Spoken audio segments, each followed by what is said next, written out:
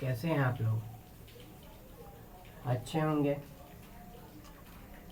तो मैंने पिछले वीडियो में विधायिका के सबसे लास्ट अंग राज्यसभा के बारे में बताया था।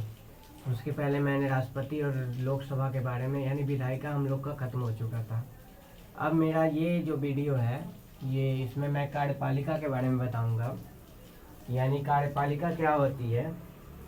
तो कार्यपालिका, वो समझिए कि कार्यपालिका कहने का मतलब ये हुआ कि जो भी कुछ हमारे देश में किसी भी कार्य को कार्यान्वित करने के लिए, जैसे जो भी कानून बनती है, अब उस कानून को लागू करवाने के लिए, जो भी उस कानून को सुचारू रूप से चलाने के लिए जितने भी नियम कानून हैं, वो सारे नियम कानून को सुचारू रूप से चलवाने के लिए, सुचारू रूप से देख रेख के लिए, देश में जितनी भी गतिविधियां हो रही उन सारे गतिविधियों को सुचारू रूप से देखने के लिए, इन सभी बातों को अच्छे ढंग से नियंत्रण करने के लिए, सारे कानून का पालन करवाने के लिए जो भी हमारे देश के अंग होते हैं, जो भी पद होती हैं जिसके द्वारा ये करवाए जाती हैं, उन सभी को एक ग्रुप में रखा गया है जिसको हम लोग कार्यपालिका कहते हैं। तो सबसे पहले हम लोग कार्यपालिका में सबसे पहले कैग के बारे में देखेंगे। कैग जो होते हैं, कैग कहने का मतलब हुआ comptroller and auditor general of India. कहने का मतलब भारत का महालेखा परीक्षक।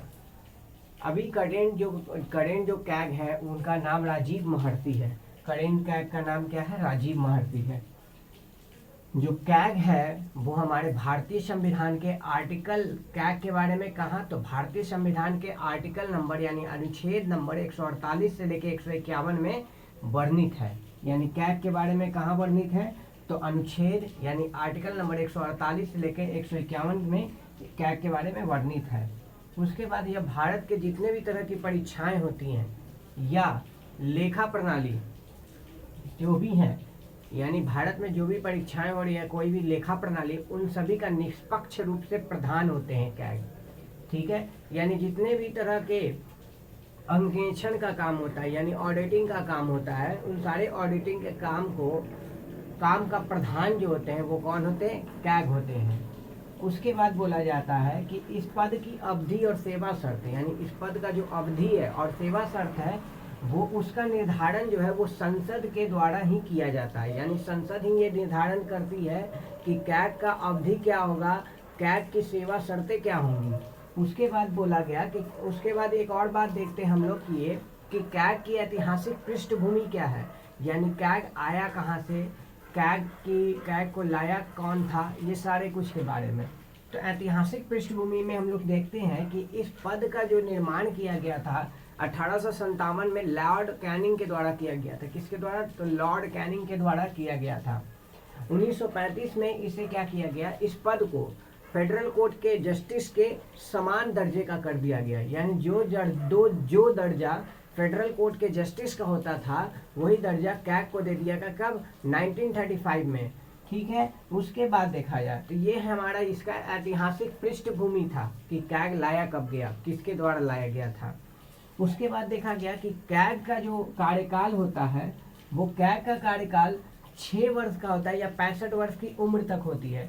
यानी जो भी पहले पूरा हो जाए, अगर 6 वर्ष पहले पूरा हो गया तब कैग अपने पद से पदमुक्त हो जाएंगे, या 65 वर्ष की अवस्था पूरी कर चुके हैं पहले तो भी अपने पद से पदमुक्त हो जाएंगे। दूसरी बात, कैग को हटाने के लिए एक दूसरा भी उपाय है। उस उपाय को हम लोग, जैसे राष्ट्रपति को हटाने के लिए महाभियोग, सुप्रीम कोर्ट के जस्टिस और हाई कोर्ट के जस्टिस को हटाने के लिए जो महाभियोग लगाया जाता है, उसी तरह से कैग को हटाने के लिए भी महाभियोग ही लगाया जाता है।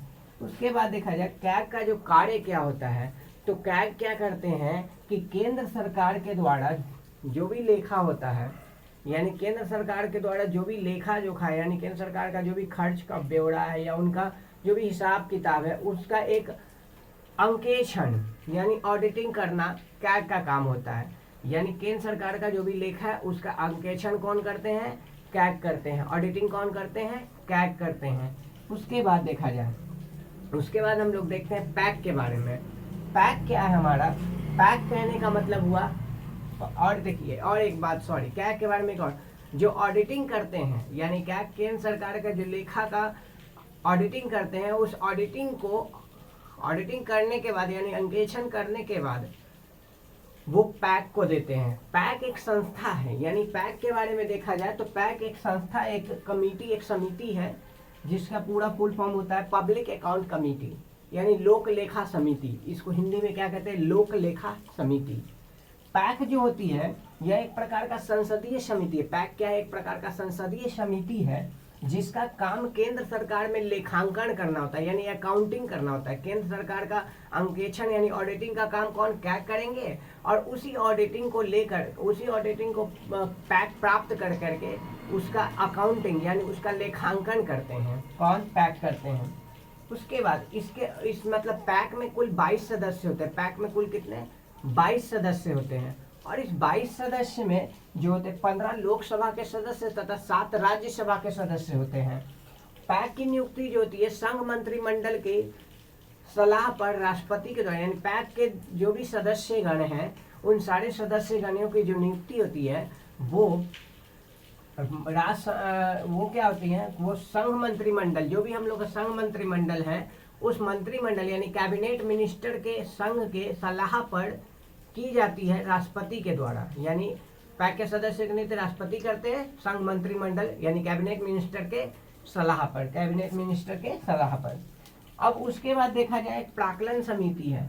प्राक्कलन समिति जो होती है इसमें 30 सदस्य होते हैं। प्राक्कलन समिति में कितने सदस्य होते हैं, प्राक्कलन समिति में 30 सदस्य होते हैं। और 30 के 30 सदस्य किससे ताल्लुकात रखते हैं, तो 30 के 30 सदस्य आपके लोकसभा से ही ताल्लुकात रखते हैं। यानी यहाँ 30 सदस्य लोकसभा से ताल्लुकात रखते हैं। लेकिन पैक में हम लोगों ने क्या देखा था कि पैक में जो 15 सदस्य जो होते हैं वो लोकसभा से और 7 सदस्य राज्यसभा के होते हैं। लेकिन प्राक्कलन समिति में 30 के 30 सदस्य कहाँ से होते हैं, लोकसभा से होते हैं।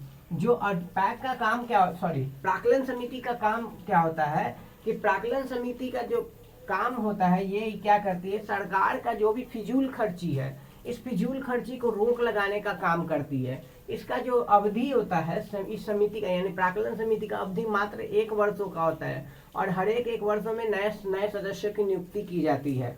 उसके बाद देखा जाए कि बोला गया कि सरकारी फिजूल खर्ची पे रोक लगाती है। एक और बात कहा गया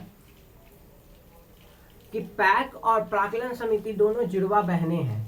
कैसे बोला गया इस बात को कि पैक और प्राक्कलन समिति दोनों जुड़वा बहनें हैं, तो इस बात को बोलने के लिए क्या कर किया गया कि पैक जो करती है वो ऑडिटिंग का, सॉरी पैक जो करती है वो अकाउंटिंग का काम करती है यानी लेखांकन का काम की, यानी क्या लेखा जोखा हुआ, कितना खर्च कहाँ हुआ है, कौन से फंड में कितना पैसा लगा है, किस फंड में कहाँ पैसा, कितना पैसा दिया गया है, इन सारे बातों का अकाउंटिंग कौन करती है, पैक करती है।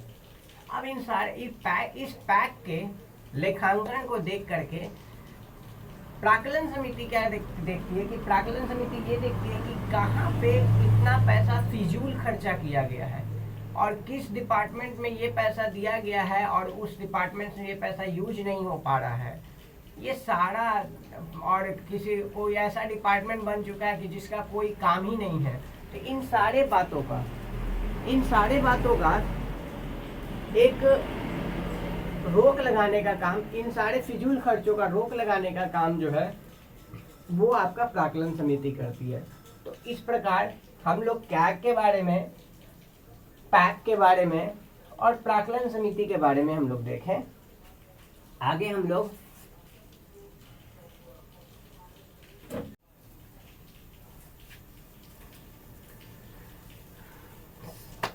सरकारी उपक्रम समिति, सरकारी उपक्रम समिति से संबंधित समिति यानी सरकारी उपक्रम से संबंधित समिति। हमारे देश में जो भी आर्थिक विकास जो होता है वो योजनाबद्ध तरीके से उस विकास को करने के लिए, चाहे वो औद्योगिक विकास हो, कृषि का विकास हो, कृषि वाणिज्यिकी की विकास हो, इन सबका विकास करने के लिए विभिन्न प्रकार के उपक्रमों की आवश्यकता होती है, विभिन्न प्रकार की समितियों की आवश्यकता होती है। अब इन समितियों को तो बना तो दिया जाता है, और बनाने के बाद इसमें विशेष मतलब हम सरकारी निधि का इस्तेमाल किया जाता है, यानी सरकारी फंड का इस्तेमाल किया जाता है। अब इस प्रकार का जो भी है, जैसे आपका दामोदर वैली कॉरपोरेशन हो गया, एफसीआई हो गया, आईएफसी हो गया, आईएफसी है, एफसीआई है, दामोदर वैली कॉरपोरेशन, डीवीसी है, और क्या कहते हैं, और भी बहुत सारे एलआईसी है। ये सारे सरकारी उपक्रम हैं जो कि हमारे देश के आर्थिक विकास के लिए और हमारे देश में कृषि के विकास के लिए, वाणिज्य के विकास के लिए, व्यापार के विकास के लिए सहायक होते हैं। और इसके अलावा भी बहुत सारी संस्थाएं हैं। अब इन सारी संस्थाओं में क्या किया जाता है कि इन संस्थाओं में कोई ना कोई कार्य सौंप दिया जाता है कि ताकि उन कार्य को क्या करें, वो उन कार्यों का विकास करें, उन कार्यों का देखरेख करें। तो इससे क्या होता है कि हमारा इन सभी क्षेत्रों में विकास होता है। तो इन सभी के विकास को सुचारू रूप से चलाने के लिए सरकार इन सारे संस्थाओं को क्या करती है, निधि प्रोवाइड करती है। निधि यानी फंड प्रोवाइड करती है। सरकारी निधि को इन लोगों को दिया जाता है। अब इस सारे सरकारी निधियों का सही रूप से इस्तेमाल हो रहा है, नहीं हो रहा है, कि जिस फंड के लिए, जिस चीज़ के लिए, जिस काम के लिए दिया जा रहा है ये फंड, वो फंड उस काम में यूज हो रहा है, उपयोग हो रहा है कि नहीं हो रहा है। तो इन सभी को देख रेख करने के लिए कोई ना कोई समिति की आवश्यकता है ना। तो इन सभी को देखने के लिए कोई ना सरकार का आदमी होना चाहिए ना। तो इसके लिए सरकार क्या करती है, एक संस्था का निर्माण करती है जिसको हम लोग कहते हैं सरकारी उपक्रम संबंधित समिति। यहाँ इसी बात को लिखा गया है कि देश के लिए योजनाबद्ध आर्थिक विकास चुनने से अनेक औद्योगिक, कृषि, वाणिज्यिक उपक्रम स्थापित करना आवश्यक हो गया है। इनका नियंत्रण एवं प्रबंध भारत सरकार द्वारा किया जाता है और इस प्रकार के अनेक निगम और सरकारी कंपनियां, जिन्हें आमतौर पर सार्वजनिक उपक्रम कहा जाता है, अस्तित्व में आई है।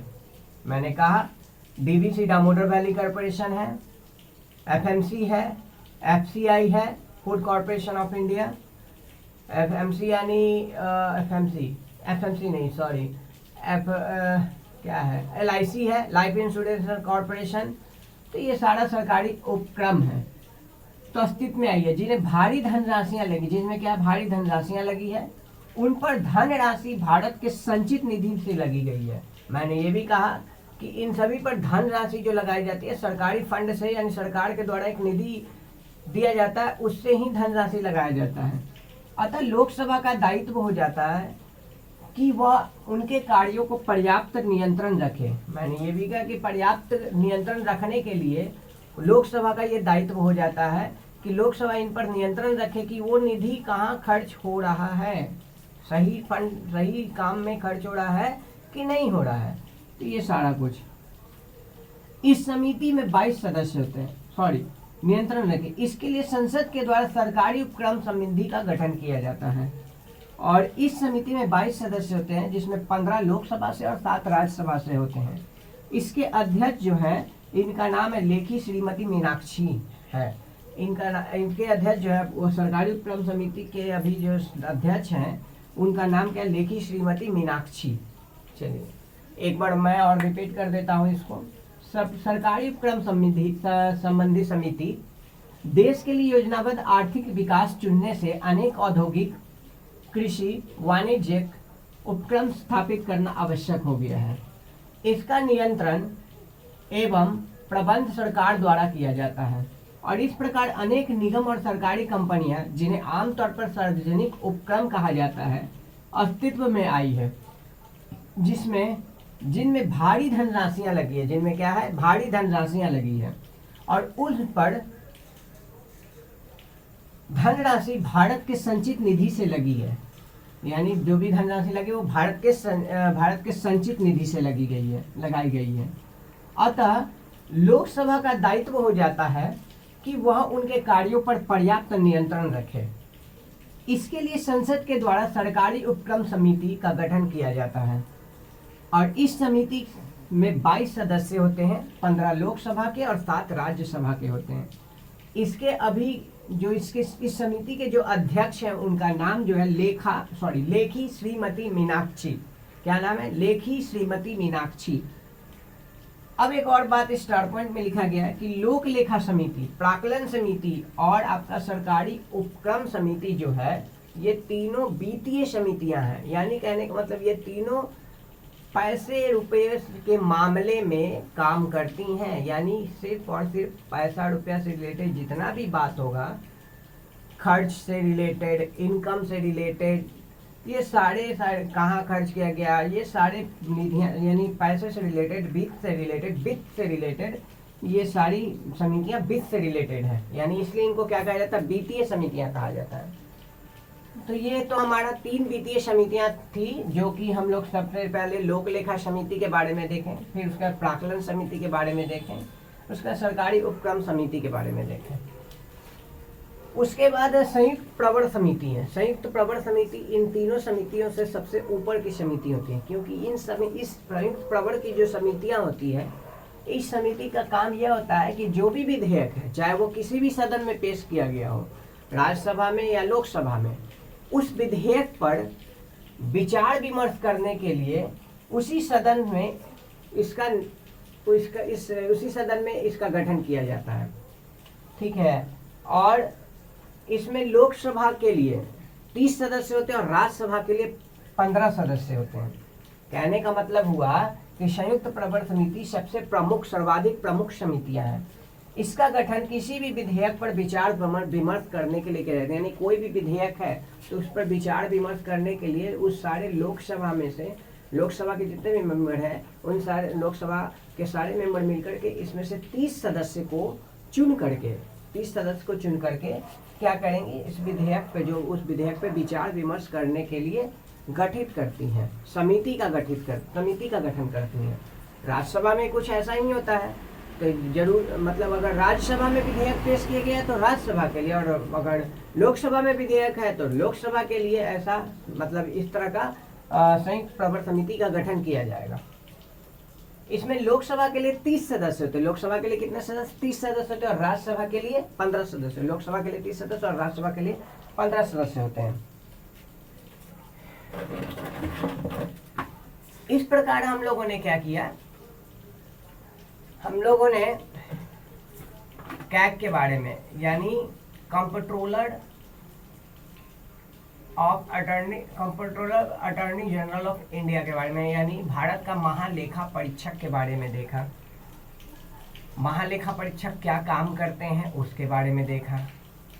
महालेखा परीक्षक की कार्य अवधि क्या होती है वो हम लोगों ने देखा।